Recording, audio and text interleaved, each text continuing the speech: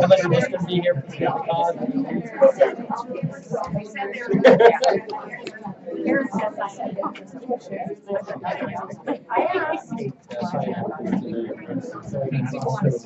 looked at the water. I don't want to step on your hands. Thank you. I appreciate that. Just, and he's like, oh,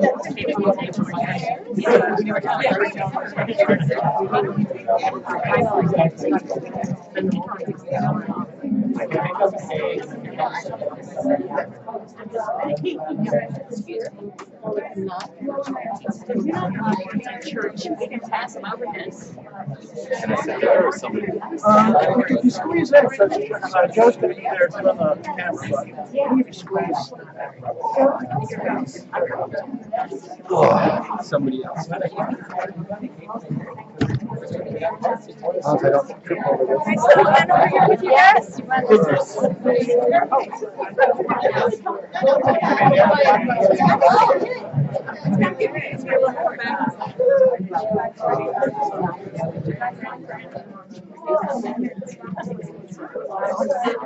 We're used to it.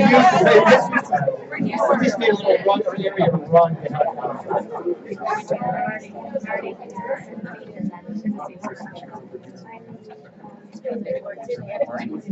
If you can sit in a chair.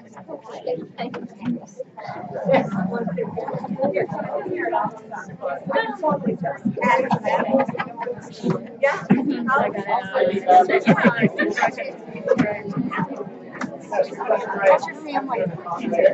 Good. Isaac? That's a family. Isaac's like Christmas right now. I can't find him. I'm up with spite of him or whatever, but it looks like a Neanderthal. He's got a giant swelling on his front stairs. But he said it doesn't hurt, so whatever. 3-year-old dog. All right, well,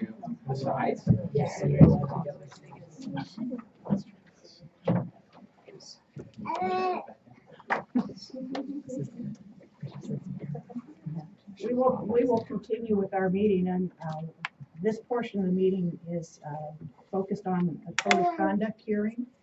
According to board policy, the code of conduct must be reviewed every year, and that any revisions require a public hearing. At this time, this is the public hearing, and anybody has an opportunity to speak to those revisions if they care to.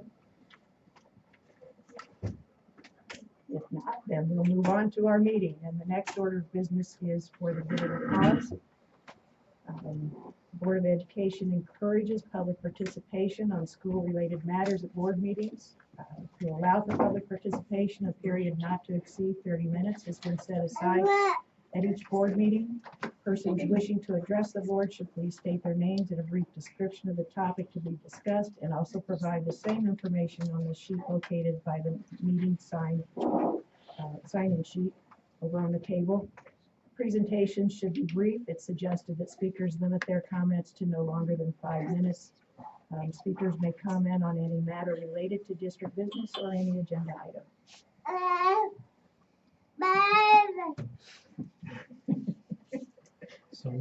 So noted, yes.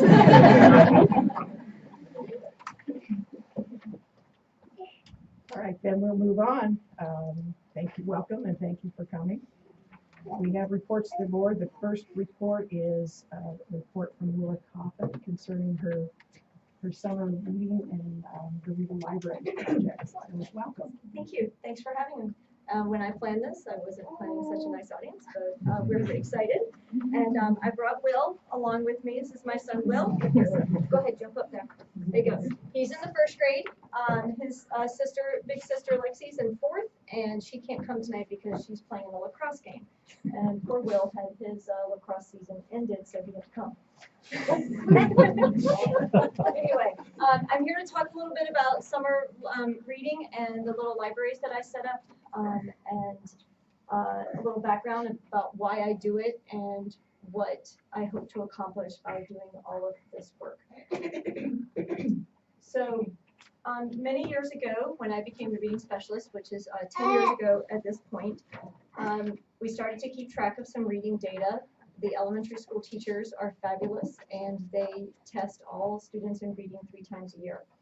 And whenever we sat down in the fall to test students, the common theme was, oh my gosh, they've slid so much. Oh my gosh, they knew so much. And then the last year's teachers would go, that kid read so much higher last spring, I don't understand. And so I started to really look at why it is that these kids were sliding. And the studies showed that the students who have, the red line is students from low-income households without books. And because I write the Title I grant, I know exactly where our low-income students are, and we are at 42% now. I've been writing this grant for 6 years, and it's steadily increased. So we have gone from 27 to the 30s, and now we are over the 40%. And so we needed to start to do something quickly. The black line here are students from high-income households with access to books, and these are their scores from the end of the year, from the end of one year to the fall of the next year. And then the blue is what happens to students in low-income households who actually have access to books. And so I kind of made this hypothesis that my guess is the reason our kids are sliding so much is that they don't have access to books or access to enough books. So I started to do some changes. I estimated somewhere between 50 to 90% of our students actually slide over the summer. Then I started to collect the data, and as my project moved forward through the years, the summer slide has decreased. We are now at 30%, which is quite impressive. So that was from last summer. So this is the history. Bear with me. This is a long part. 2013 to 2014, the Lake Placid Rotary Club approached me and said, we'd like to give you money. I love it when people like to give me money. And they said, what do you want to do with it? And so that's when they had been giving me money for my reading programs in the past. And I said, I want to give it books to students. So I chose a book. The teachers helped me. We chose a book based on their students' reading levels. And every child walked away with one book over the summer. And I was like, sweet, this will be great. Everyone will be happy. Everyone was really happy. In 2015, the Adirondack Foundation jumped in and found out that I was handing out books, so they gave me some extra money. So then I started handing out 2 or 3 chapters of book, 2 or 3 books per grade level. And I wasn't seeing any movement in the data. This is what book distribution looked like in 2015. These kids were in kindergarten. They're currently in 2nd, moving to 3rd. And they were pretty excited. But I had a group of girls that I used to teach every morning at 8 o'clock. I came in a little bit early and taught them from 8 to 8:30 so that the rest of their day wouldn't be interrupted. And I said to them, so how's your summer reading books? Yeah, I don't like that book you gave me. What do you don't like the book I gave you? Yeah, it was boring. I didn't read it. So then I really had to change that. So last summer, I gathered a lot more money from the Lake Placid Rotary Club, which has been instrumental in getting this started. The Adirondack Foundation. I created an Adirondack Gives campaign for $1,000. I ended up with $1,300. St. Luke's Men's Group gave me $100 just because they heard me at the Rotary Club and liked what I was doing. The Lake Placid Education Association and First Books got together and also brought half a pallet of books to us. That was fabulous. The Lake Placid Educational Opportunity Fund, and then I ordered everything through the Bookstore Plus. And last year I gave out 1,600 books to 280 some odd students in the elementary school. And that's when I started to notice the summer slide dip. So we went from somewhere in the 50s to somewhere in the 30s. And what happened was the kids got to choose. And so this is what summer book shopping looked like last year. If you saw it, this was the picture that was in the paper.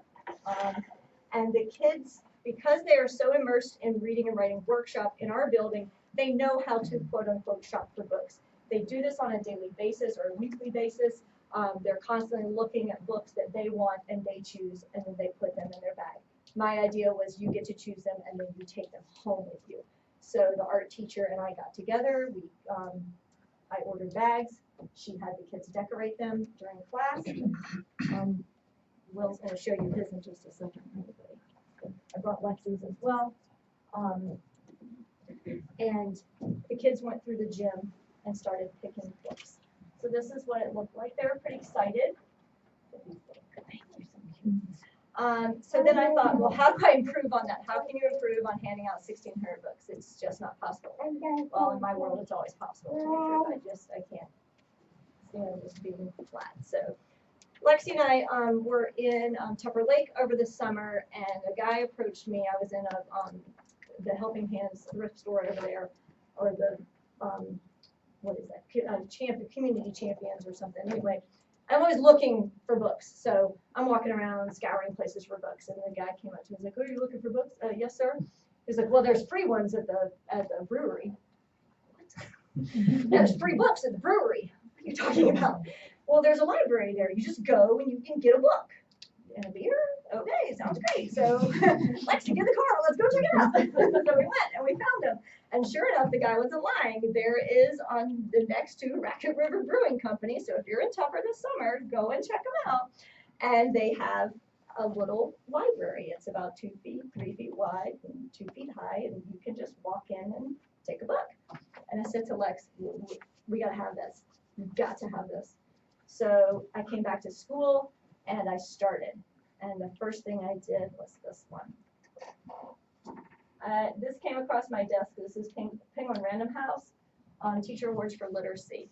And they put this out and you can apply for a grant. And so I was shooting for the moon. And I tried for 10,000. I really did.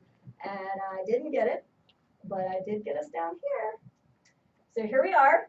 This is me, Lake Placid Elementary School, Lake Placid, New York. I got $250 in cash and $1,000 in books. So my students helped me pick this out. I was really hoping for 10,000. I thought that would be so awesome. But whatever. So I got that. Come on. Anyway, then I went back to the Rotary. I got another $1,500 from them. I hope this is going to work. Otherwise, I'm going to need some technical assistance. I went to the Adirondack Foundation, and I got $2,000 from them again. I wrote a grant, and it got picked up immediately, which was awesome. Then, hold on. Sorry. This is not my expertise. I don't really do this very much. I really just teach reading. Then I did another Adirondack Gifts campaign. I raised $1,050. That is truly through me sharing on social media and people in the community hearing about this and really liking it. Private donors handed me books. People approached, sent me messages on Facebook. People approached me at school. Parents were at the loop like, I got books. You want them? I'll take your books.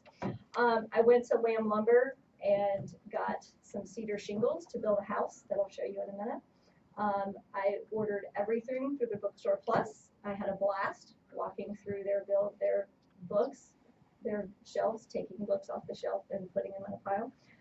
The Lake Placid Educational Opportunity Fund gave me $1,000, and then Mr. Begor and Mr. Mayberry helped with some supplies and some building for me because I don't build things. No, right, I don't do that. And we set up more books, I do, and this is what it looks like. So Dave built these for me. These are our bags from art class.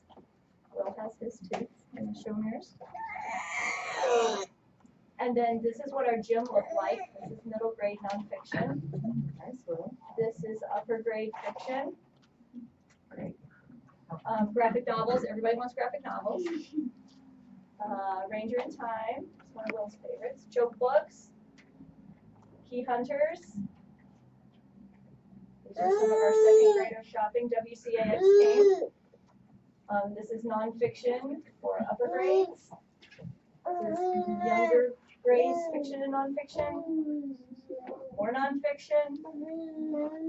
I spent $8,000. I raised $6,000. I spent $8,000. Don't do the math. Took $2,000 out of my reading account to do that. And then some kids walked away with some really cool movies.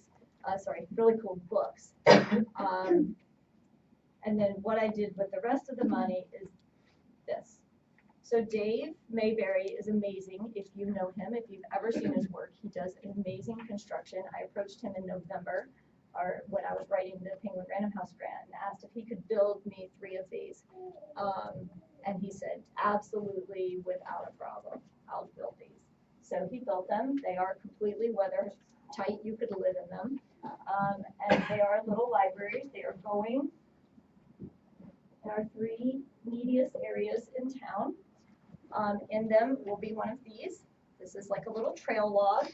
The kids can write the books that they're taking out or write me some nice notes and how much they appreciate my books. Any member of the community can come to where the little free libraries are and take a book and keep it or bring a few back. I've already had people ask me, where are these going? I want to bring you some books. So they're going to Cascade Acres. They're going to Calm Links on West Valley Road. And then the third one is going in Wilmington at the little supermarket. I've spoken to all of these people way back in the fall. They're very excited about it. I haven't met anyone yet who tells me that I'm crazy to do this. Everyone seems pretty excited about it. And I'm looking for installation dates to be sometime next week. So we had a lot of fun. I had a lot of fun buying all these books. The kids had a blast shopping. Will, do you want to show them what you got? Okay. So I let the students pick their books. And kindergartners walked off with 13 books each.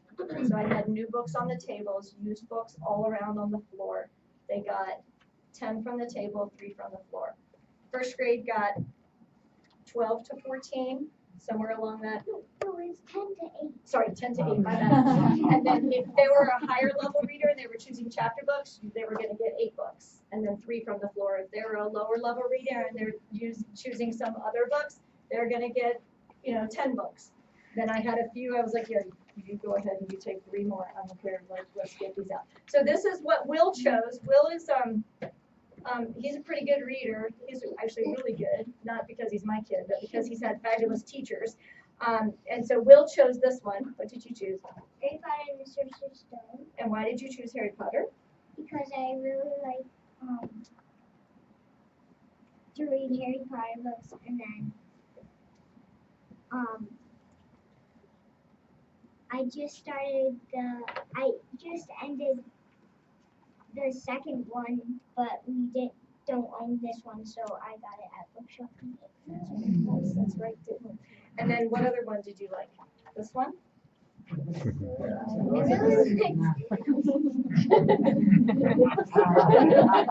do you like? Captain Underpants and The Perilous? Perilous Plot of Professor Poopy Pants. Just kidding. Laughs. He likes that one. Probably because that's not something Mom would usually pick out. You can get it at book shopping day and you just go for it, right? And you want to say okay? And whenever George and Harold snap their fingers 2 times, he turns into Captain Underpants. And then when they snap their fingers 1 time, he turns back into their principal, and then I think Harold's hand gets huge, and then he gets Captain Underpants bigger, and then Harold gets the school bigger because Professor Poopy Pants shrank the school and then put it in the grass, so then someone would just randomly come along and step on it. Good job. Do You you like all I the- remember you coming to one of our board meetings, I think when you were in kindergarten, and you said at that point that reading was your favorite subject. It's still your favorite subject? Sounds Yes. like it. Good job. He does a good job. So we were talking at dinner tonight about why it is important to choose books, and why is it that you like to choose books instead of Mom or Mrs. Michael always choosing books for you? Because some books that you you may not like, so that's why I really like reading, because then you can just pick your own books. Good job.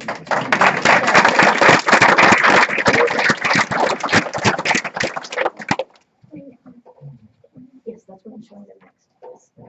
So then I contacted WCAX and WNBZ just to see who's going to come and see these awesome things. And WCAX came. So there we go. I don't have this paper.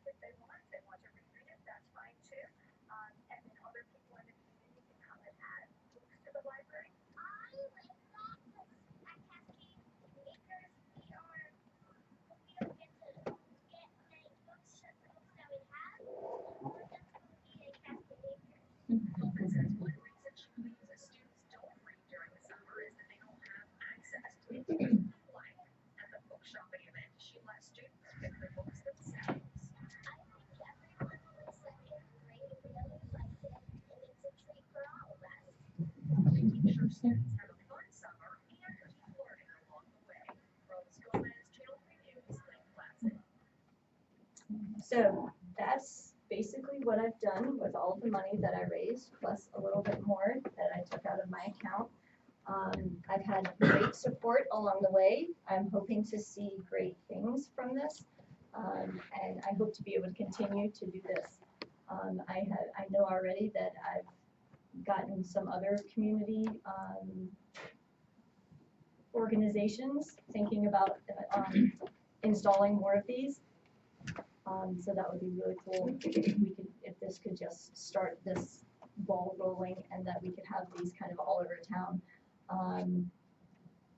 I think it's really important that the community take a hold of this and kind of run with it, but that we as educators also go out and take a look at the boxes. Yes, it's scary to put out all these books, and you just hope that they're going to go to good things and that these beautiful buildings don't get vandalized and stuff, but I can't just sit back and let our kids keep sliding like this. I feel like I had to do something.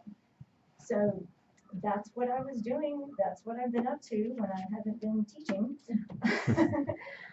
But I really do, I appreciate all the support that the community's given. I think it's been a lot of fun. The kids certainly like it, and I've squirreled books all around the building. So Mr. Bieber has lots of other new places to look for books.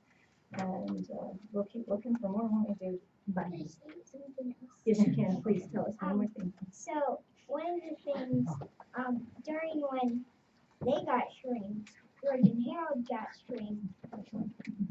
shrunk.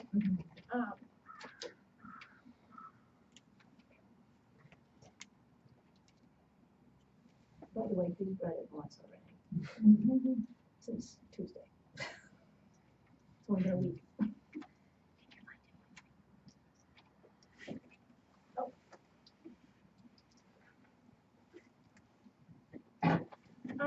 So when they got shrunk, George had a paper airplane, and they got into it, and then they went past this dachshund and from another book that he wrote and tried to eat him. And was really funny when I read it. And I was like, oh, that's the other dog from the other story that he wrote. Which is, what's the other dog? What's the other story they wrote? Isn't that Dog Man? No, that's So, the Halloween. oh, the Halloween. Yes, it looks just like the Halloween. You're right. Good job, buddy. Good job. So, well, Thank you. I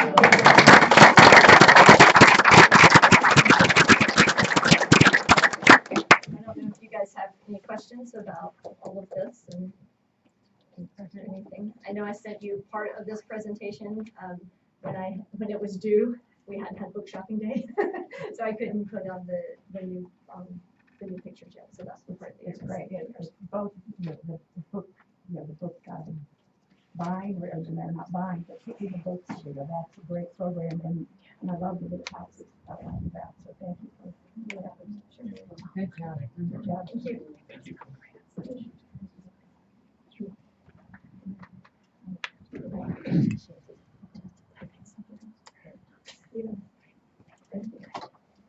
So I know there are some community members out there that came in a little bit later. If they may want to come in.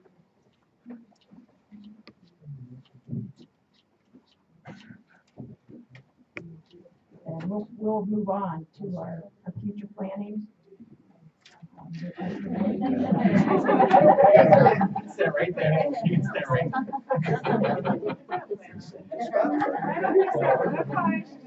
Sit right here.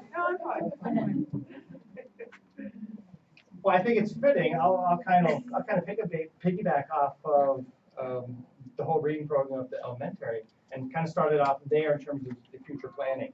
I know 2 weeks ago you heard from the elementary principal as well as the middle school principal.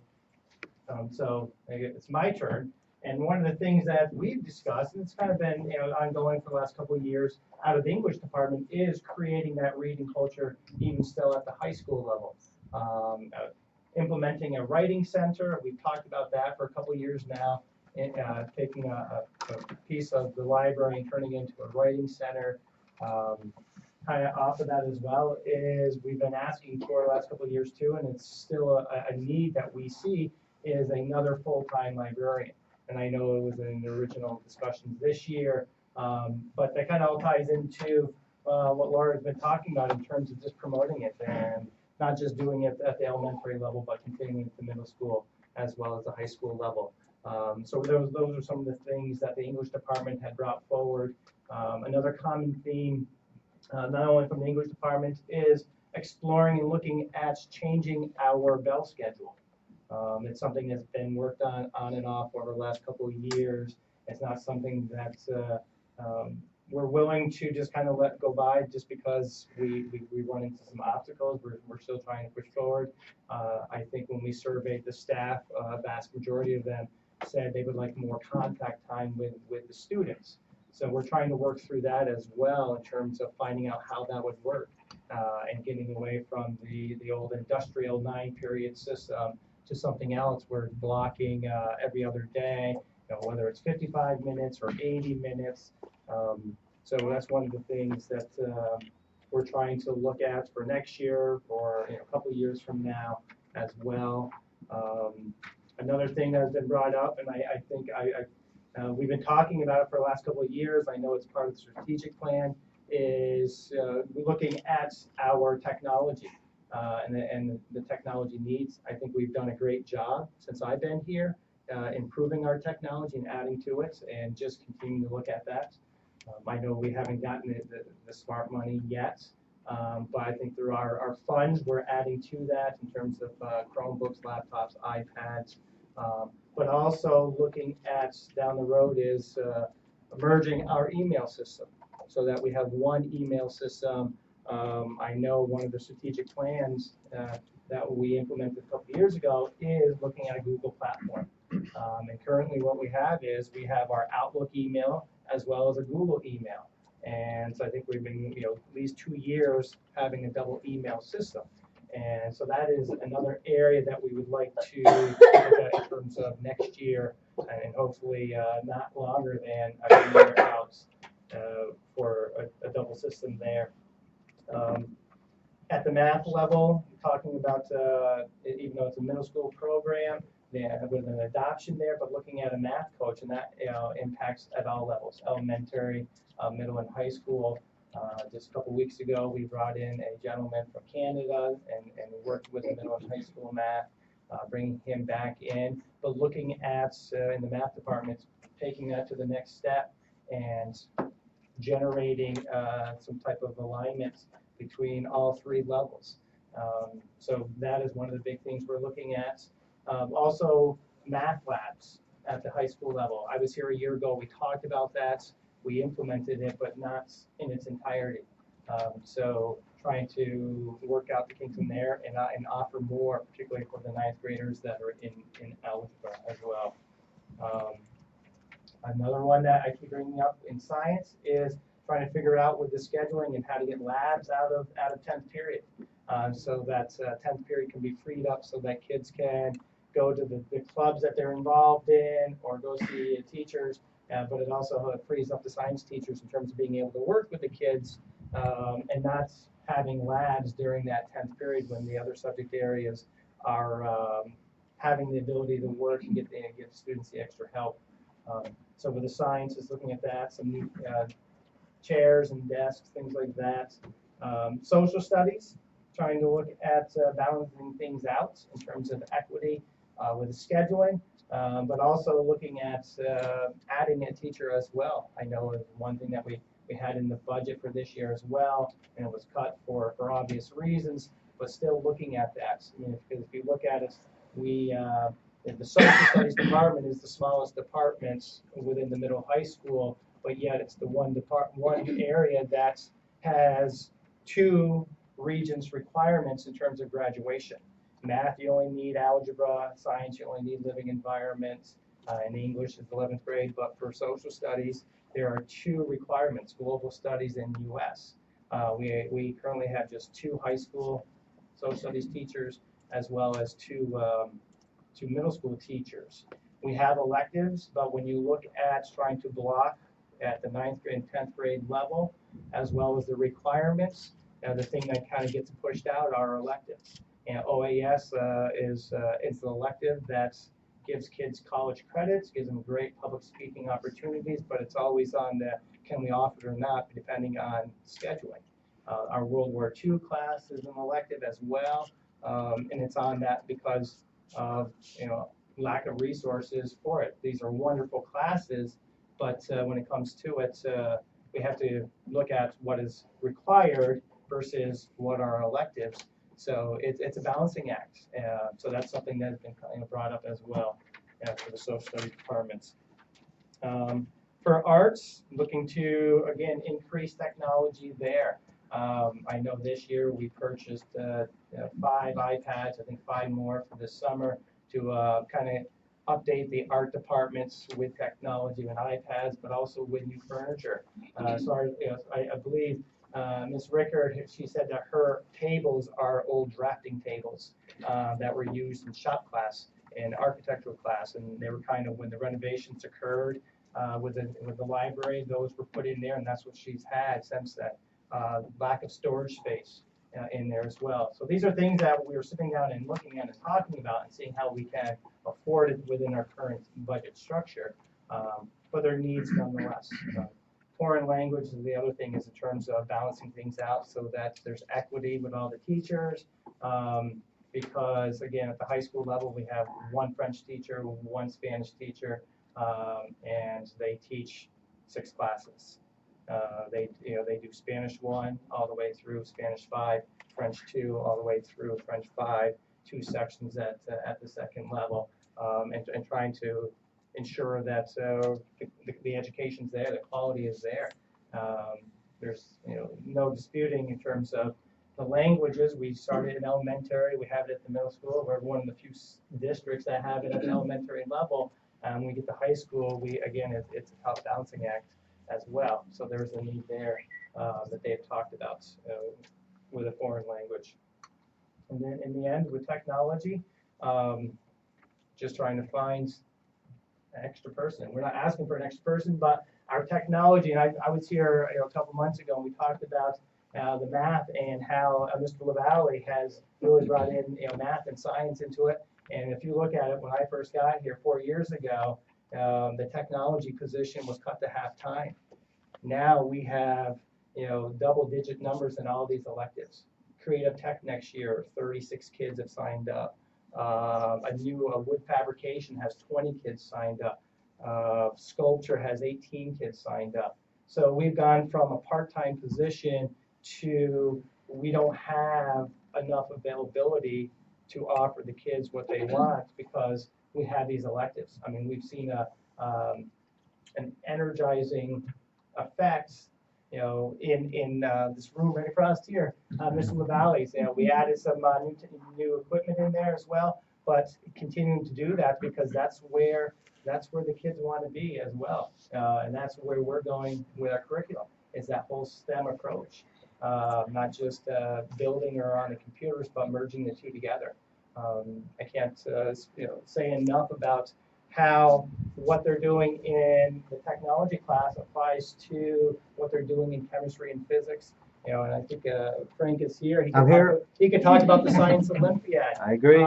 In terms of how they are so meshed together. And I know I sat here not too long ago talking about that. But that's another thing in terms of the future planning is to continue that momentum and make sure that we are offering the classes and the technology that our students need going forward. So that's kind of where we stand for the future planning at the high school. Questions? Can you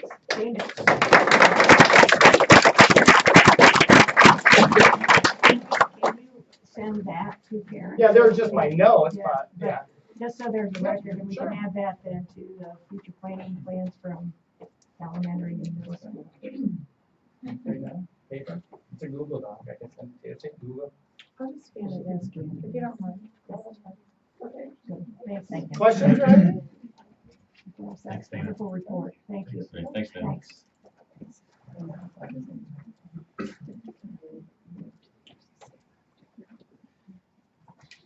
Move on to policy first reads. We have six, I think. Oh, I think we have 1, 2, 3, 4, 5, 6, 7. 3, 4, 5, 6, 7, 8. I think we have 8. We have 8 or 7. 7. No, 7. See 7. I need to go back. I think we have some more down already. There's that one, that's a policy first read and adoption. Yeah, down below, yeah. That comes in, these are category, but these are 7. This will start with. All You can right. lead us through, Roger. So we've been revising our policies as need be, and the list that you can see includes policy on homeschooled students, and really many of these are minor changes that are meant to reflect the changes in law or regulation. So minor change to the policy on homeschooled students, and that involves clarifying that homeschool students are not able to participate in interscholastic sports, but they are able to participate in extracurricular activities. So that's homeschooled. Field trips. There's a very minor change there involving just articulating the principal's role in improving our field trips. School volunteers. We have made some changes to the way we recruit and approve school volunteers, and this policy is meant to reflect that, and has made some changes in some of the language involving volunteers and supervising students, and also access to records. Homeless children. There have been many changes in the laws and regulations around homeless children and unaccompanied minors. And really what's happening here is that the laws and regulations are expanding access for these students and really requiring schools to address that. So the homeschool policy is really requiring us to act a little faster and to be more open and welcoming to homeless children, to include them in our UPK program, to admit them without certain documents. that we would typically require. And then unaccompanied youth are also included in some of this. There have been other changes to unaccompanied youth, and my 2-second summary won't cover it all.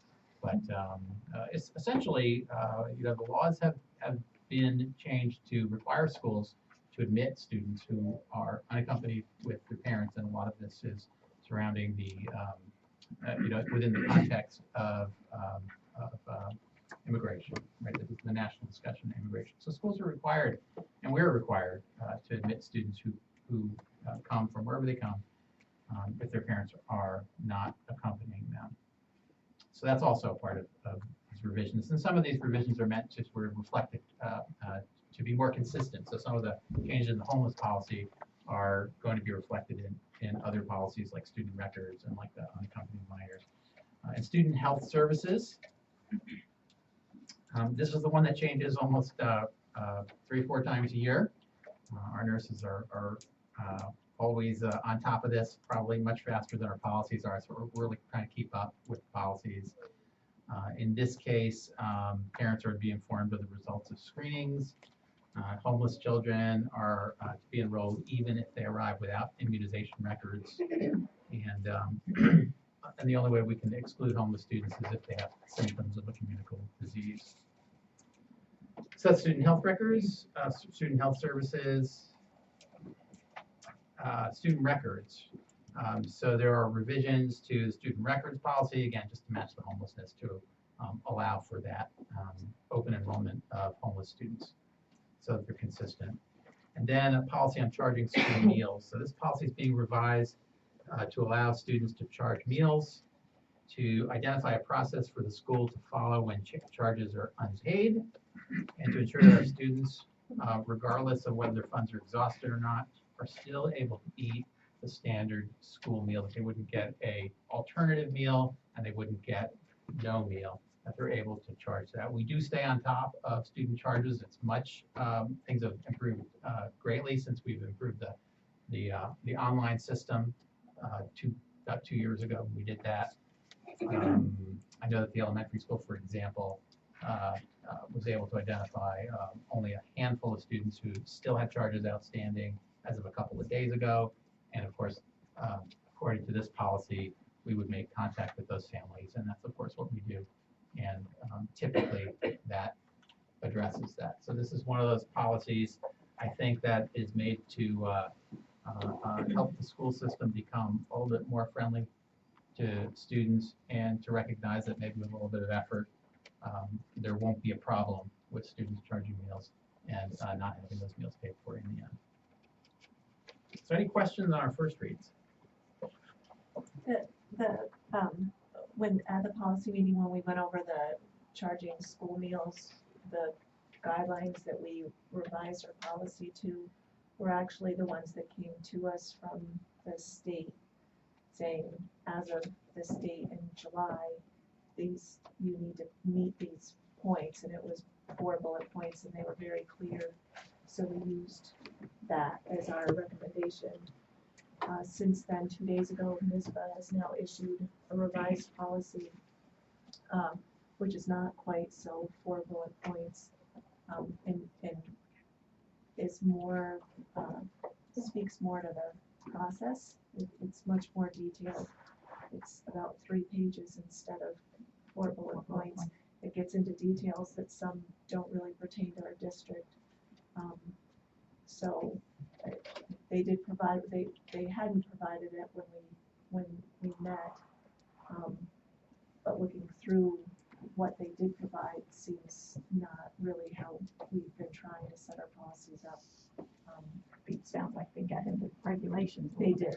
It is. So does it seem like we're still in line if we maintain? Yeah, because they based all of theirs on these. So basically, the state told us you have to do this. So that's the language that we adopted is, and I just was surprised how long. I said, oh gee, theirs came through and let it. So I do think that's, that might be able to be used for the process. So just like as with any kind of changes to policy, anytime we're trying to revise policy, we have a policy committee makes recommendations, they bring them to the board. That's what we're doing right now. They're read once, and that's for information. And then the next meeting, the board is asked to approve those policy changes. The policies are all available online, so if anybody's curious, you can log on to the school website and access them there. There's a lot of them. So did anybody have any changes that they saw that they'd like to suggest? We'll move on to the next one. Budget status report, Leonard. Okay. This is a budget status report through May of 2017. Year-to-date revenues and property tax were $14,909,593. Other tax items is $41,650. Charges for services, $23,777. Use of money is $10,175. Miscellaneous revenues, $96,874. State aids, $2,222,435 for a total year-to-date revenues through May is $17,304,504. Looking at the amounts from last year to this year, as you can see, we're about 1% shy of what we were last year at this time. That has to do with the state aid, and we'll receive a good portion of that, $671,000 in June. So that'll be reflected on our June report. Any questions in the revenue area? On the expenditure side, the salaries is $6,611,525. Employee benefits, $5,071,040. Contractual expenses and BOCES expenses are $2,139,987. Materials and supplies, $287,486. Equipment, $62,274. Debt service is $194,667, and textbook expenses for May were $15,526 for a total of $14,382,478. And comparing that to last year at this time, we're about 1/3% shy or above what we were last year at this time. Any questions on the expense side? No. Okay, Go on to then the treasurer's the next report is our treasurer's report.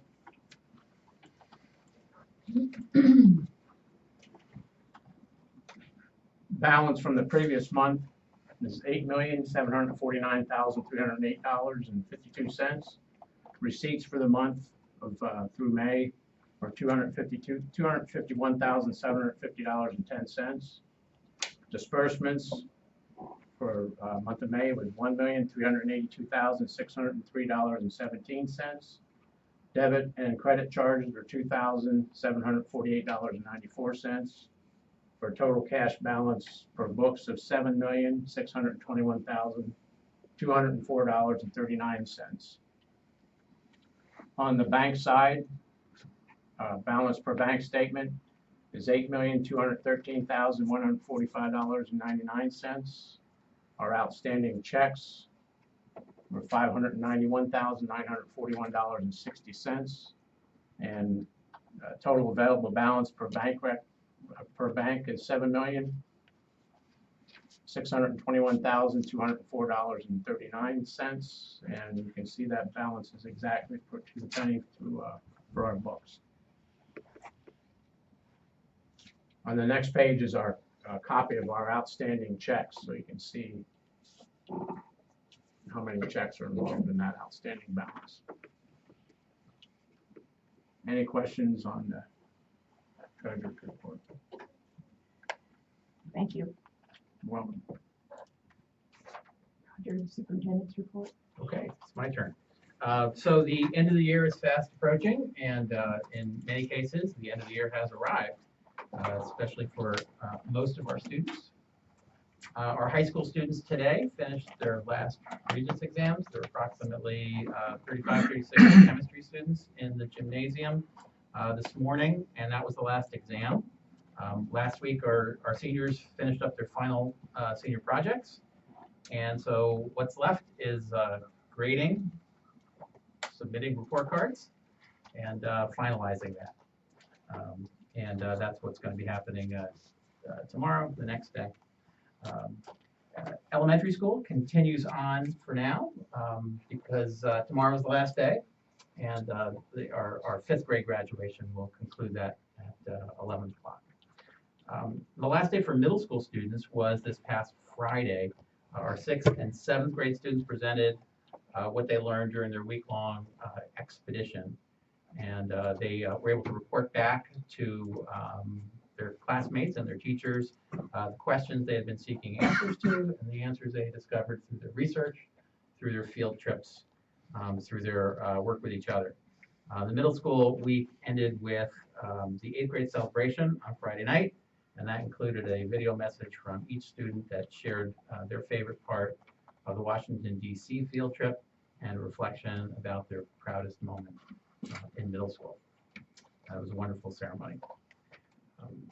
Yesterday, we graduated 41 kindergarten students in a ceremony in the gymnasium, and this included speeches from from 2 seniors, our valedictorian, Bjorn Cruz, and our salutatorian, Gabby Armstrong. Bjorn and Gabby illustrated for this future classes, the class of 2029, all of the career opportunities available to them and how they can take advantage of classes in school that can help them achieve these kind of careers. And so they came with complete with props, and that meant a medical lab coat, a cooking apron, a textbook to become a teacher, hockey stick, professional athletes, and a number of other props. And I think the kids really enjoyed it. They gave a great speech. Tomorrow with 5th grade graduation, we expect to hear more speeches from high school kids to younger kids. And that's always probably one of the best things for me. Tomorrow, 11 o'clock, feel free to join the future 6th graders at their closing ceremony. We've also had a number of celebrations on Monday. Yesterday, 6th elementary school students were treated to a ride in a stretch limousine for becoming members of the 46er Reading Club. And they earned that by completing 46 books to match the 46 Adirondack High Peaks. And the students who enjoyed their ride on Monday are Henry Mayberry, Brian Brady, Drew Donatello, Jesse Marshall, Parker Scania, and Lexi Coffin. So I know they had a good time, and they were deserving of that honor. Also on Monday, our senior class was honored in a special assembly. This is our scholarship and awards night. Over $100,000 in scholarships was distributed to a high percentage of graduates, 31 of our graduates. In addition, our seniors were recognized for their senior projects, and each of our graduates was presented with a gift that was made possible from members of our faculty. Thank you very much. It was really a wonderful night. So thanks to our donors, thanks to our foundations, thanks to our businesses and our special scholarship funds. Thanks to Connie Handmaker and Elisa Bigor for spearheading that program, making that possible. Wednesday evening, so that's at St. Agnes Church. This is hosted by our ecumenical clergy, and it's organized by the members of the class themselves. Baccalaureate will be held at St. Agnes Church, and I imagine there'll be plenty of rooms, so hopefully we'll fill the church.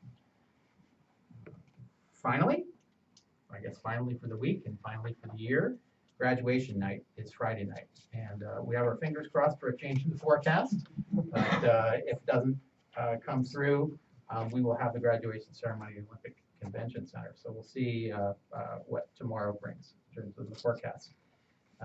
There has been a threat of rain, as you probably know. Bill Beanie will offer a keynote address. Our board members are invited to sit on the stage. We hope to see lots of faculty members in graduation gowns to welcome our seniors. So I hope to see you all Friday night for graduation. And that's everything. Thank you.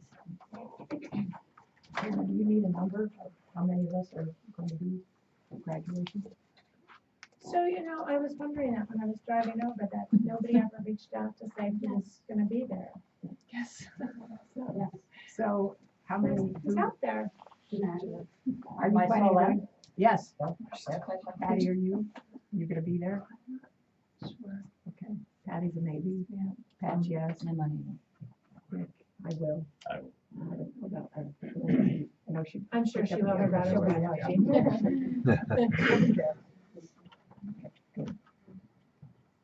Information for the board, there's several things on there, it should be quick. The NISBA Area 6 dinner is July 19th, if anybody's interested in going that, let Karen know as soon as possible.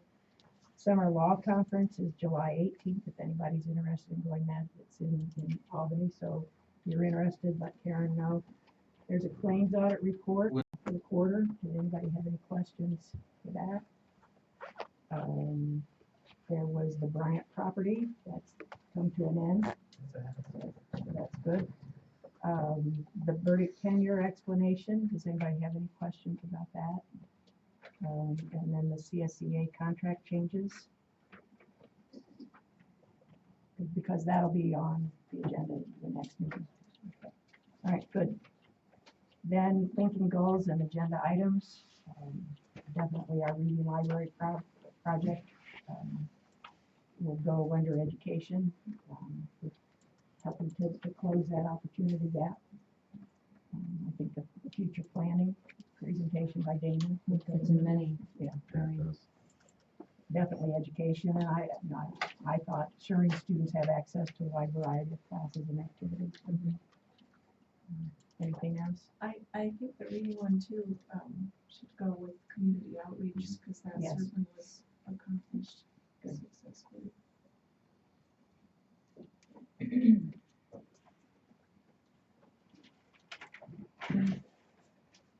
Then we move to our discussion items, and we have two discussion items. One is revisiting or responding to correspondence. There was a request that we revisit that.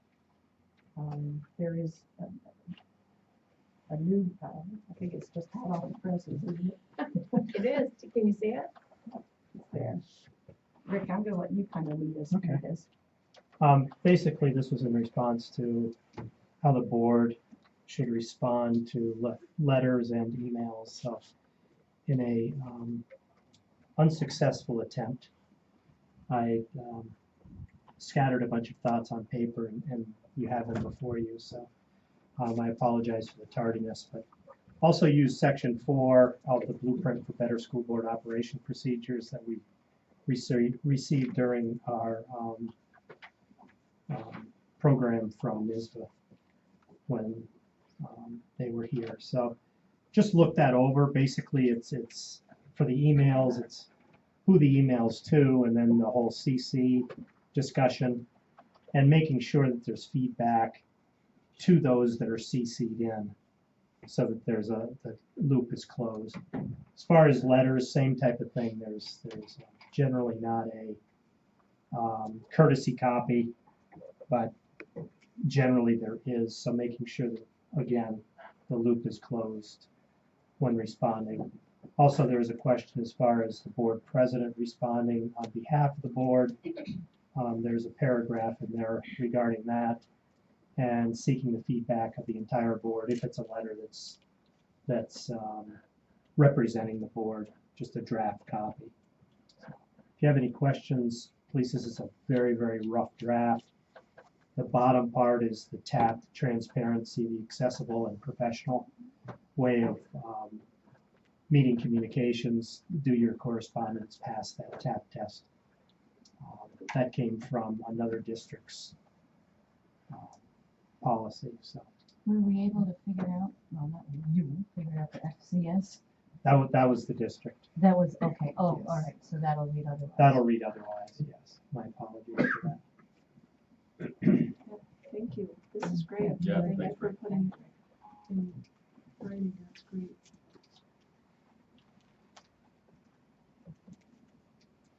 Thank you. So, then, are there any other comments?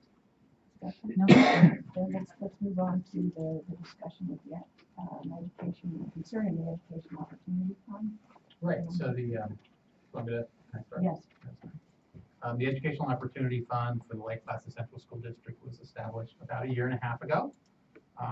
It was an organization formed from the ground up by community members, including retired teachers and employees here, other interested community members, and that group came here. Members of that group came here to talk to the board.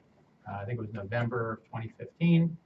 In December, the board passed a resolution expressing support for the Educational Opportunity Fund. Since its inception, the Educational Opportunity Fund has raised approximately $28,000 and distributed approximately $12,000 in grants. The last appeal letter that went out, which is, I believe, here for your, yeah, I believe we provided as information. No, it's not here for information. Okay, the last appeal letter that went out had on its letterhead the names of the Board of Trustees and the Educational Opportunity Fund, including my name and Mary Dietrich's name, because we are non-voting members of the Board of Trustees, and that was established at the start. What you do have on here is the one of the founding documents, which is the bylaws, which expresses that. And I know that there are some questions raised about that, about the school superintendent and the board president being on the letterhead. So what I tried to do is to dig up, just for context sake, some other examples. And I provided those for you on information here, examples of other funds and foundations that represent public districts like ours. I think I have Keene on here, I have Scarsdale on here, and I have Bronxville on here, and I have the North Country Community College board. And those are just examples of where that similar practice is held, where there's representatives that are on both organizations, both the trustees or the organizer or administrator in my example, as well as on the independent organization. So if you remember, the intent originally was to maintain a level of independence for the Educational Opportunity Fund by making it a separate organization. But the Educational Opportunity Fund trustees also wanted that overlap. They wanted people who could speak for the mission of the school district, so that the mission of the Educational Opportunity Fund would coincide and complement the mission of the school district. So that's the information I provided for you on this. I know there was interest in discussing it some more.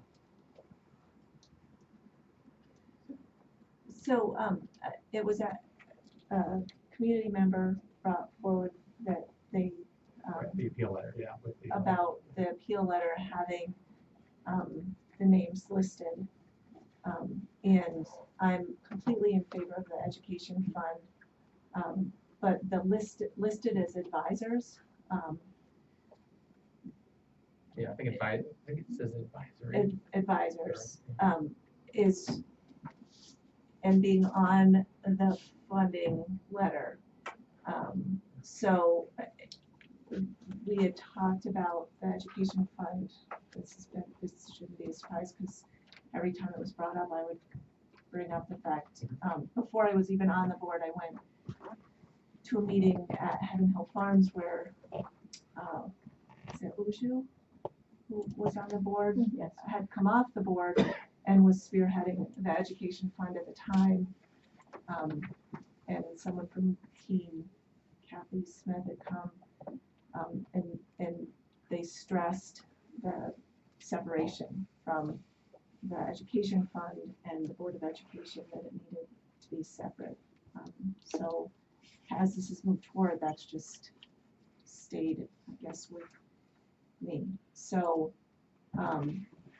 when I looked up, and then it was provided that there's a sample policy for relationship, and the word it talks about the school board having the superintendent be the liaison to the foundation, the education foundation. And I think that terminology fits more with what, we need to assure that any funds coming in meet the district's mission. But as far as my understanding is that the board needed to not have crossover. So Patty, if I understand, the word liaison would be more fitting with what you're saying instead of advisory. Correct. And then, but I also think it's the superintendent, because within the school board, involvement in charitable organizations and education funds is listed in the school law book as, it's fine. As So a school board member, solely you're- administration, not Board of Ed members. right, But it does say that Board of Ed members are allowed to yes, do that. It does say that. It says, you can it also participate. serves on the board of not-for-profit foundation that raises money, makes gifts to the school district in which the school board member serves. Board members should not participate in school board discussions or decisions relating to the gifts from other matters relating to the foundation. Right, So and it's- that's in our policy too, so it's fine. I mean, if someone wants to be on the foundation, I just think, and if that's how we're gonna move forward, and there's gonna be a board member who wants to participate with the education fund, we just need to have that be noted as a conflict, for if those funds are then coming to the board, then that person would need to abstain from the discussion. So that's the crossover part. So just to clarify, because there's two boards here, right? So Right. there's trustees of the Educational Opportunity Fund. And then we also have the Board of Education here, right? So the trustees in the Educational Opportunity Fund, the voting members don't include me, they don't include Mary. We are non-voting members for the sake of discussion. But the money that's raised is raised by the trustees of the Educational Opportunity Fund, not raised by the Board of Ed for the Board of Ed. It's raised there, and then we have put out grant opportunities, and we've distributed $10,000-12,000 of that. And it does, and so what happens is the money is kept in the Adirondack Foundation, and then when the trustees, agree on a grant, they have money from the Adirondack Foundation sent to the school district as the nonprofit vehicle really for this. And again, this is pretty standard stuff too. And then those people are able to tap into the grant money that way, very much the way we receive other grants from other organizations. So it's not really, I guess I'm just clarifying that, because you're talking about the board, and it's the trustees over here. It's not really coming to the Board of Ed. It's coming to the trustees of the Educational Opportunity Fund. Or So being the Board raised of by Ed- them and then being sent out to whoever the recipient is. Right, and then, so in the sample policy, it just includes the wording that it is a separate, it's a separate entity. And then it says as the funds would come in, they would be handled, just like you're saying, that it would be handled as per our gifts and grants policy as it comes back in. So I just think that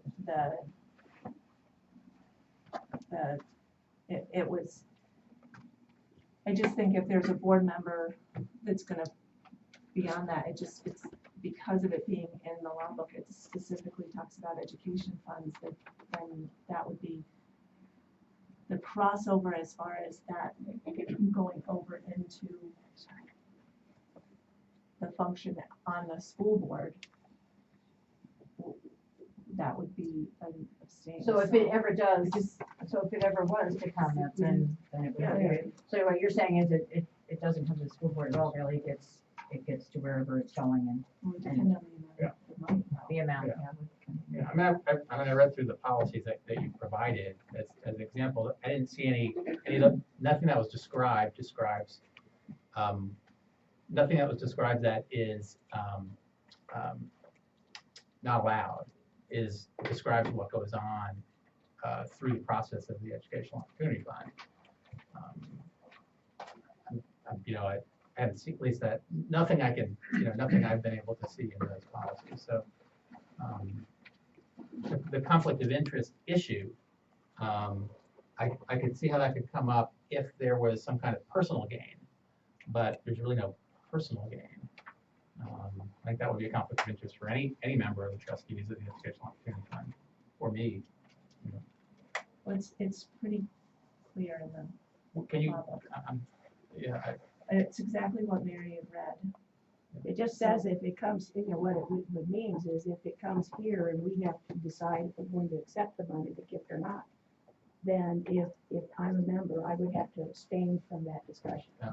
And I understand that. Right, and that we just need to, put that out in writing. I mean, that's So just we on- create a policy speaking specific to That's this separate issue. from a policy, putting it in writing. Right. It's a law and it's a conflict of interest. So it's recognized So- as a So conflict. it's recognized moving forward. So where would you put it?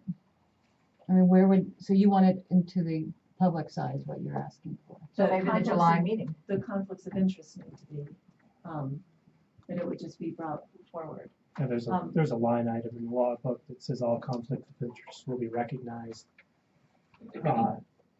submitted in written form in a public forum. And part of the minutes. I just think moving forward with it, that if there's gonna be the crossover, and I do think that,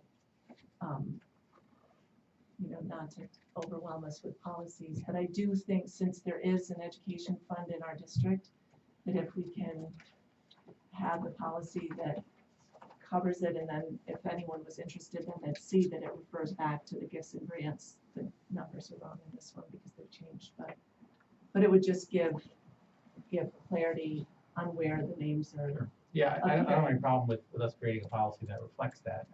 But I've read the gifts and grants policy. The board's supposed to approve certain levels of grants and not others, right? Right.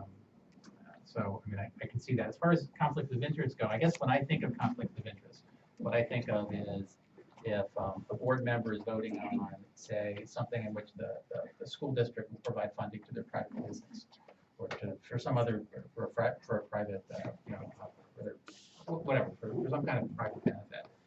And so far, that's not really in the realm of what the op-ed fund is doing. I'm not making, I'm not. Yeah, I hear you, yeah. So when I was at the meeting, and again, before I was on the board, and Right. it was just being talked about as an Yeah. idea, it just was said that it needed to be separate. And So- it is separate. So when, but the term advisory, Well, it's the same term that they use in Keene, so it's amazing that we're Yeah. getting that from the person in Keene, but we used exactly the same terminology and exactly the same structure as they're using in Keene. Can you define just briefly your role at the And foundation? strictly, it's non-voting, Listening? you're listening mostly. So you're not really an advisor, Other than, You answer questions when- does this meet, does this grant request follow the goals of the board? Yeah. The So it is strategic really goals? liaison, you are really bridging the two. and just briefly for clarity, the foundation has $80,000 that they'd like to unload, so to speak. If you're speculating, let's go with 800,000. Okay, 800,000, 1.1. It really doesn't enter the school district's accounting system, does it? No, and right now, where it enters the school districts, where it overlaps with, and Leonard's nodding his head because he knows this, is when a grant, so the 800,000 here in our Hypothetical next situation. month's hypothetical situation, right? Whatever the distribution is, would be written in a check and sent to the school district. And why the school district? Well, one is that the fund is specifically to support efforts for the Lake Placid Central School District. But the other is that the fund itself is not a 501c3 and cannot be a recipient of these kinds of grants. So it goes to the school district, and the school district distributes it, just like the other grants, as I was saying before. But that school district doesn't hold the money.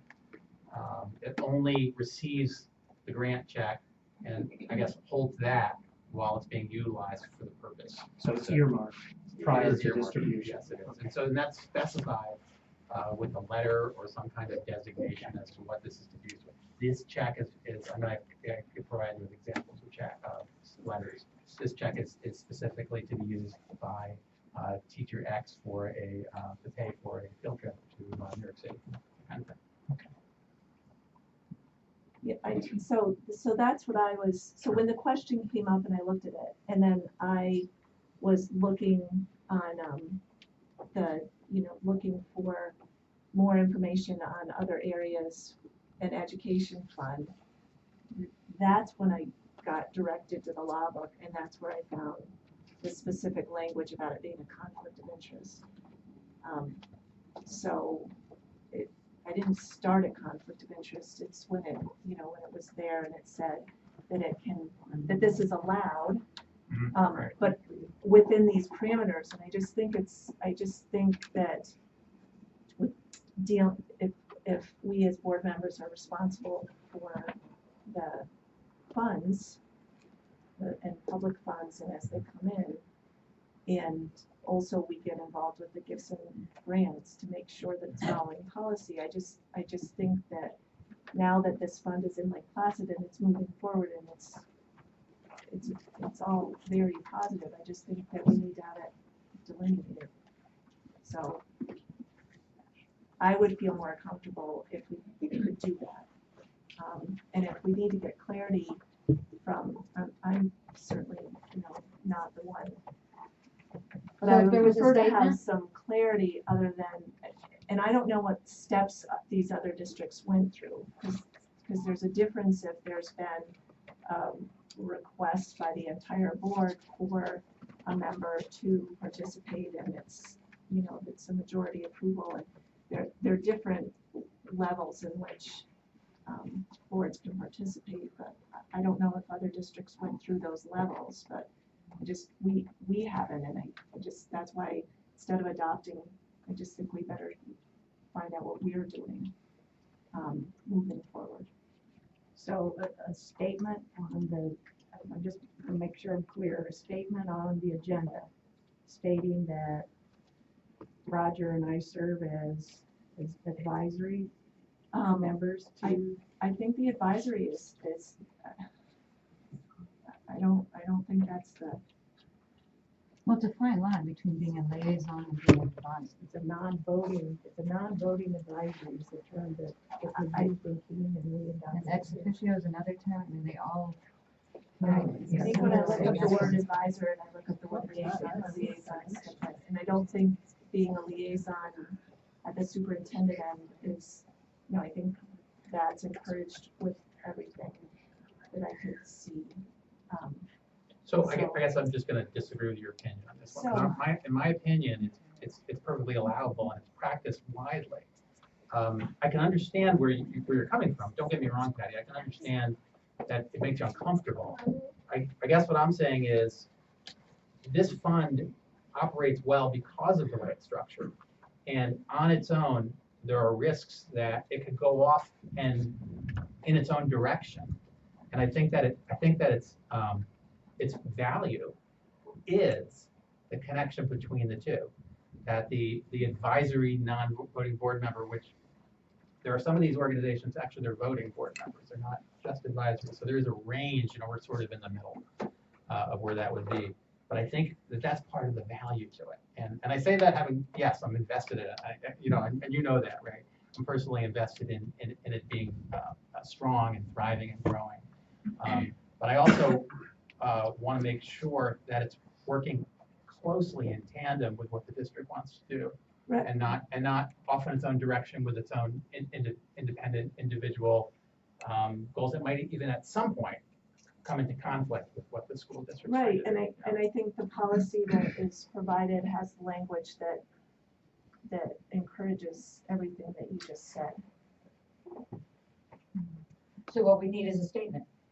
So maybe at the July organizational meeting, there'd be a statement that says that you both are on the board and that you are non-voting in the non-voting advisory No, I don't, capacity. it doesn't require, I don't know, I mean, I guess. Well, we it could would require it. if it comes up to be a conflict. It wouldn't be for the superintendent. Right, Just- he has to be and I involved just- anyway. I don't know, I mean, I guess we could. Well, it does, I mean, if you look at conflict of interest, it is a school employee is listed too. But doesn't that law, the first line says it is not a conflict. Just so Right, it's no prohibited, Not but a it does prohibited say, conflict. For a board member, though. Correct. I mean, an employee, I mean, I guess Well, that's what I. that's where I think we just need the clarity, to know how to move forward, but I think it's, So, I'm still not sure how to proceed. I'm not Yeah, what sure are we where- asking, where- what are we what asking we for? asking? Right, what I do don't we, know what do we what- actually want to be done in order to move forward, I guess is the question.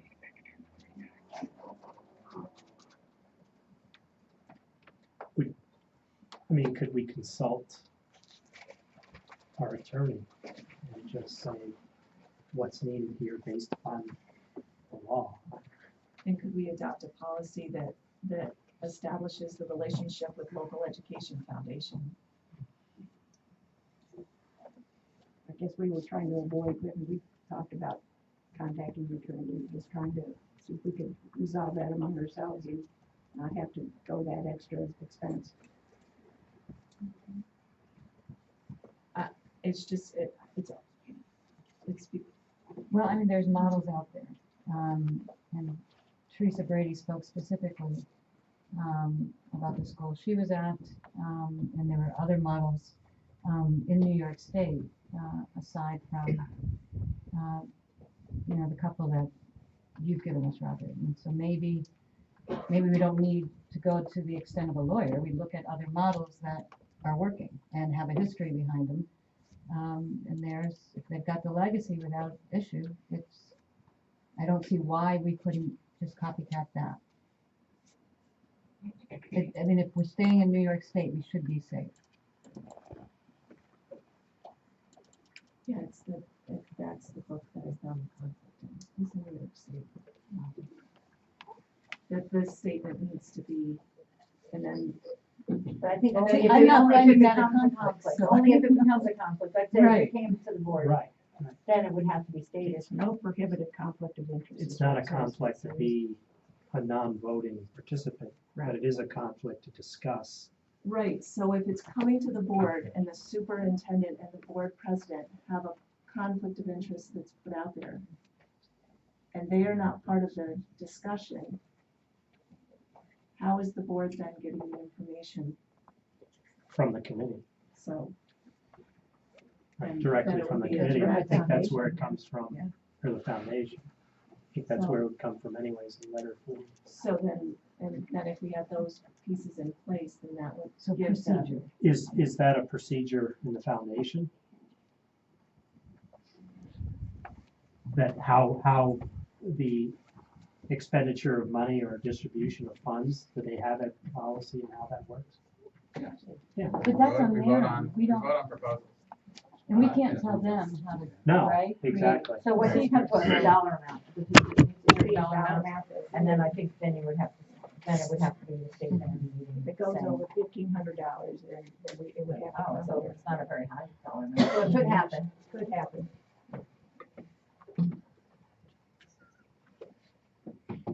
I guess my only concern is that I don't want it suggested that there's an ipso facto conflict of interest. I think if there's a conflict of interest, it needs to be revealed, and people need to step away from that. But I don't think by nature of being an advisory member that there's therefore a conflict of interest. Conflict of Because interest it's will arise. Conflict of interest could arise, sure. Could arise if there's Yeah, I personal mean, that's- gain. I guess that's or what I'm there's no saying personal gain. is it doesn't, I don't think it comes directly from membership. I think it only arises if surprises. I think the non-voting, I mean, if it's on the letterhead and if it's giving the wrong impression to people, maybe if we'd say non-voting advisor, I don't know, a non-voting member or something. I don't know. I mean, you don't want a bad impression out there that we are somehow managing their money. I don't know, or liaison, but to me, liaison is not as controlling as advisor. But, I don't know. I mean, maybe that's splitting hairs. So, yeah, most boards have an advisory committee, and it's non-voting. It's non-voting, yeah. You know, they get, what it means is they get all of the information, and they can comment on it, but, you know, they have no voice in really what the decision is. Right, it doesn't necessarily imply voting as advisor. Ex officio states an its term, Oh, I don't know. non-voting, Oh, it's just, not official. oh, yeah, thank you. My Latin. Is that what that is? So maybe the place for this is through the policy committee. Maybe that's it. The policy committee, first read, second read, and then at least there should be some progress and discussion and conclusion. I mean, you know, because otherwise this is a discussion. And if there's any of the nothing other to it. districts that you have, I just, through Meta search, I found that one. So. I don't know Yeah, I did provide one of the official documents of agreement. Disguised it, Yeah, yeah. yeah. So, and thank you. Yeah. Okay, so then we will move it into policy. Is that correct? I think it's a good idea. Okay, all right.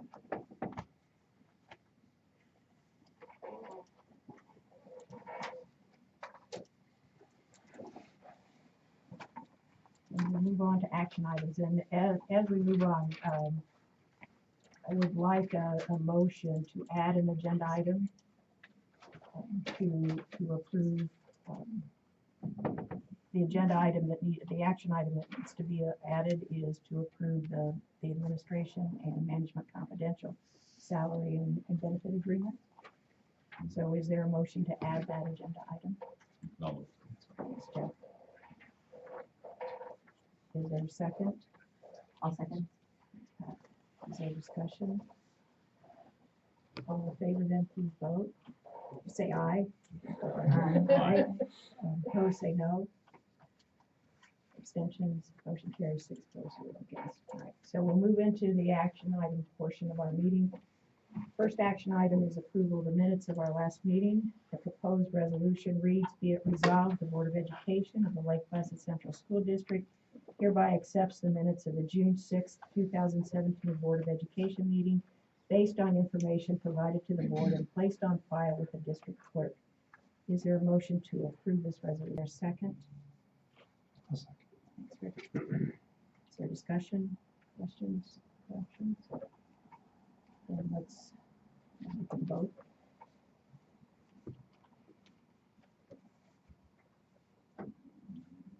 Mine didn't come up. I'm a yes. Oh, did mine not go through? Yours isn't up either. No. It's good. The motion carries 6-4-0 against with one absent. Move it, one abstention, I'm sorry. 5-4-0 against one abstention. Didn't read that very well. Personnel matters, we have a teaching staff appointment. The proposed action reads upon recommendation of the superintendent approve, and I meant to ask how you pronounce her name, Mariana Mariana Politis. Casey, thank you. Special education teacher in the elementary school, replacing Kathleen Hannon. Certified in special education, grades 5 through 9 for a probationary period of 4 years, beginning September 1st, 2017 through August 31st, 2021. Salary will be step 1 with a master's with 51 hours at $45,263 for the 2017-18 school year, according to the 2016-17 schedule of the Lake Placid Education Association negotiated agreement July 1st, 2014 through July 30th, 2017. Is there a motion to approve this appointment? I'll move. Pat, is there a second? I'll second. Thanks, Jeff. So discussion? If not, let's please vote.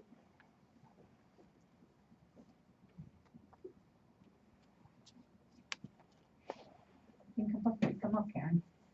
Maybe I'll look, I don't know, looks like maybe I'm.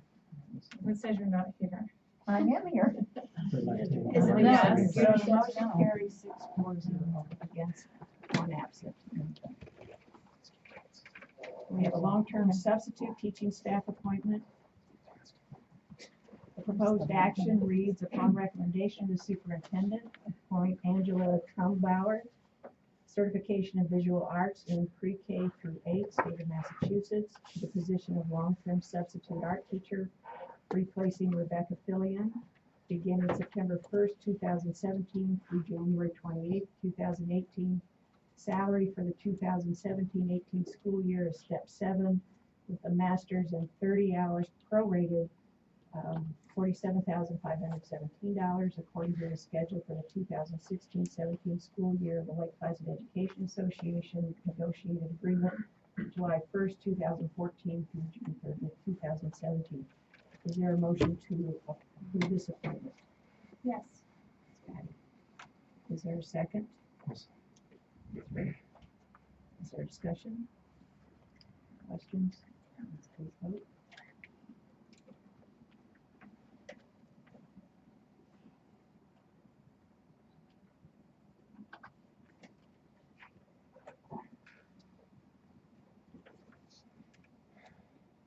And a yes. Thank you. Motion carries 6-4-0 against the one absent. We have a, sorry to say, a teaching staff resignation. Proposed action reads, upon recommendation of the superintendent, accept the resignation of William Duffany, social studies teacher in the high school, effective June 30th, 2017. I might add, I think we should add with regret, accept this with regret. Is there a motion to approve this resignation? Is there a second? I'll second. Is there discussion? Are they aware of his performance But in the play? We should Yes. send them a clip. we wish him well, but we're sorry to see him go. So please vote. Motion carries 6-4-0 against one absent. Additional action items, we have some budget transfers. Recommended action reads, whereas monies need to be transferred to align account fund balances, whereas transfers greater than $10,000 need approval from the Board of Education. Now therefore, upon the recommendation of the superintendent, approve the attached budget transfers to align said funds. Is there a motion to approve this resolution? I'll move. It's Pat. Is there a second? I'll second. It's Rick. Is there discussion? Jeff, I was just Jeff, saying. I'm sorry. Jeff. It's been a long I day. have a hard enough time So, You probably have an easy time with Jeff, actually. If there are no questions, let's please vote. I'm gonna try. I'm gonna do the work.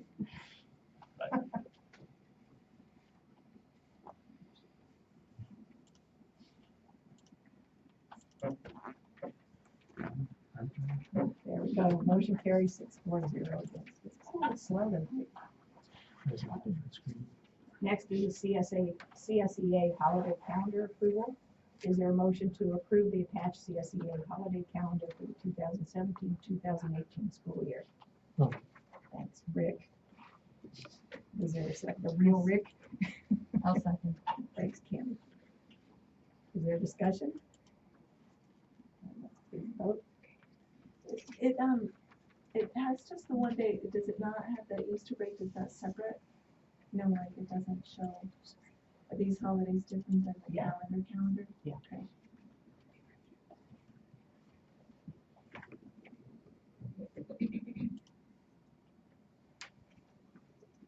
Motion carries 6-4-0 against. Right, then we have the administrative and management confidential holiday calendar. So is there a motion to approve the attached administrative and management confidential holiday calendar approval for the 2017-2018 school year? Yes. Was doing Thanks, good. Ray. Thanks, Jeff. Is there a second? I'll second. Thanks, Pat. Is there discussion? Please vote.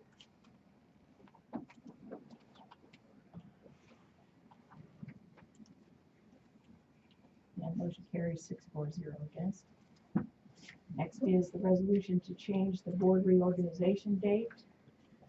Proposed action reads, whereas the Lake Placid Central Schools organizational meeting for the 2017-18 school year is scheduled for July 4th, 2017, the first Tuesday of the month.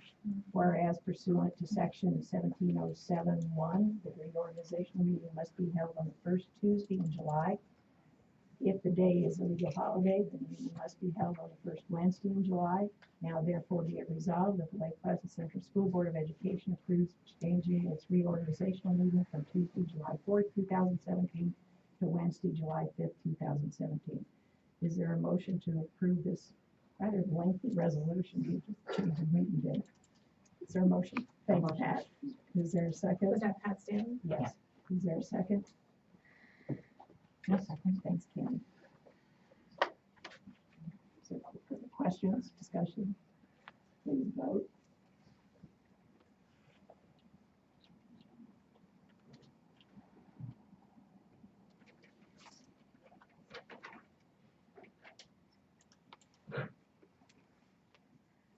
Oops, something happened. They were all yes. Patty, Yeah, yours hadn't the shown up. ayes. Patty, were you a Oh, yes? sorry. Yes. Okay, so the motion carries 6-4-0 against. Policy first reading and adoption, and this policy is the one dealing with adopting the consent agenda. So is there a motion to approve the following resolution? Upon the recommendation of Superintendent of Schools, the Board of Education approves the first reading, waiving of the second reading and adoption of policy 2341.1 consent agenda. Thanks, Karen. Is there a second? I'll second. Thanks, Patty. Is there discussion? No, I think it'll be great.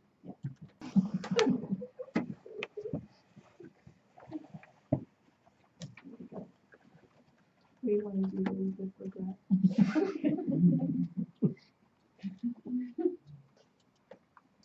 Okay, motion carries 6-4-0 against. We have policy second reading adoption. Is there a motion to approve the following resolution? Be it resolved that having given the public an opportunity to be heard in a public hearing on the subject of the proposed changes to the policy noted above, the Board of Education hereby adopts the said policies with any proposed changes. Is there a motion to approve these policies? Oh. That's right. Is there a second? I'll second. Thanks, Jeff. Other questions, discussion? Vote. All right, we'll take the next step.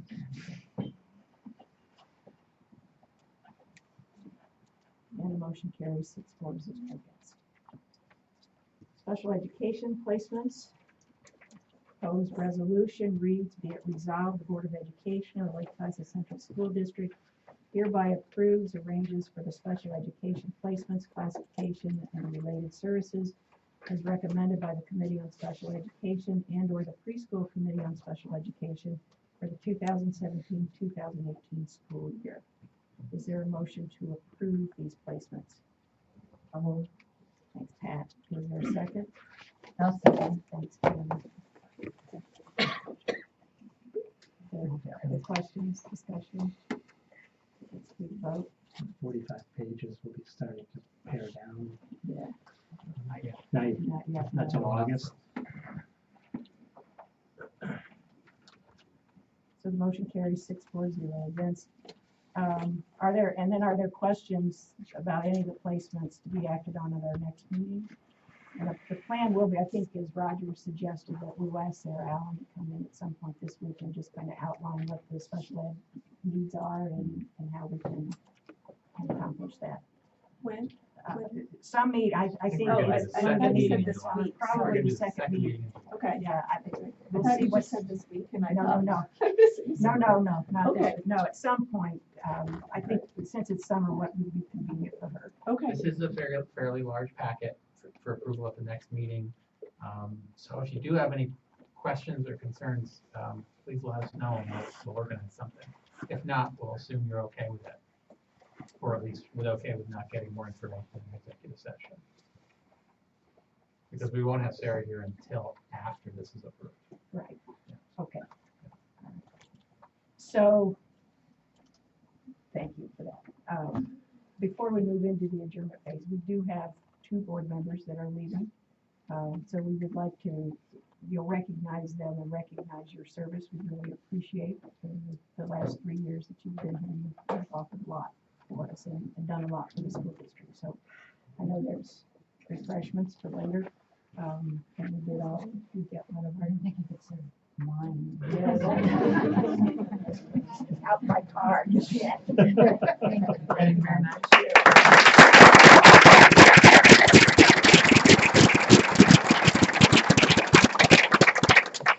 And with that, we'll move into our adjournment phase. Mary, were we gonna do the other, you had the agenda? I did it. We didn't. No, we didn't. Thank you. No, we did not. We didn't. Oh, no, just to change the All right, we add gotta it to do it. it. Thank you for that Voted reminder. Yeah, we just voted to add it. So, the last thing, sorry, but thank you so much. That's the whole reason we did that. So the new action item, the motion will read, upon recommendation of the superintendent, approve the salary increases and benefits for the administration of Management Confidential and of administration and Management Confidential as presented. Is there a motion to approve this resolution? Thanks, Cammy. Is there a second? I'll second it. Thanks, Pat. And is there discussion? All in favor then, please say aye. Aye. Or say no. Abstentions. Motion carries 6-4-0 against. Now we'll move into the adjournment phase. The next meeting is the reorganizational meeting, July 5th, Wednesday, 6:30 here. The agenda topics, I think we actually resolved the old agenda topics. Are there new agenda topics? Are there the bus? We don't need to do it tonight. No. I'm just, I mean, as Yeah, far as that- just having it on the list somewhere. It's on there. That's right. Okay, It is there. It's there. okay. And then new agenda topics. Is there a motion to adjourn? Thanks, Pat. Is there a second? I'll second that. Thanks. All in favor? Aye. Opposed, no. We are adjourned. Thank you. 8:14. Good job.